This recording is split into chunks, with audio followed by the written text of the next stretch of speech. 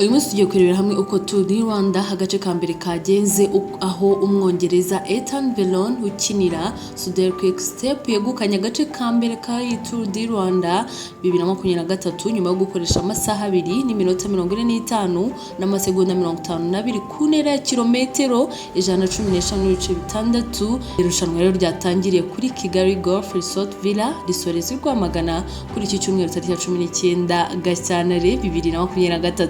Ethan watsinze nyuma yo gucika abandi nyonze n'imbaraga muri metero nkeya, aho bagiye kugera ku murongo yakurikiwe na Emilier wa Total Energies, hakurikiraho Henok wa Green Project ndetse na Philip bakinana muri iri tsinda rya Green Project. Aha rero shoka ibaza tisaba bose bageze kuri umwanya ko nta munyarwanda n'umwe ndumva. Aha rero umunyarwanda Mugisha Moise wa Team Rwanda niwe munyarwanda waje hafi, aho yaje ku mwanya 21 anganye bihe n'abandi bose bamumanjirije, aho abandi baje kuri ibyo bihe barimo Masengesho Team Rwanda wa 34, Muhoza Eric wa Bike Aid wa 41 ndetse na Bigirimana Jean Nepo wa Maystar wa 49. Aha rero hari n'abakinnyi bane ba nyuma, aho kuva ku mwanya wa 90 kugeza ku mwanya wa 93 ari aba Maystars yo mu Rwanda. Abo rero n'abandi ni Hakizimana Felicien wasizwe iminota 12 n'amasegonda 8, Nsengiyumva Shemo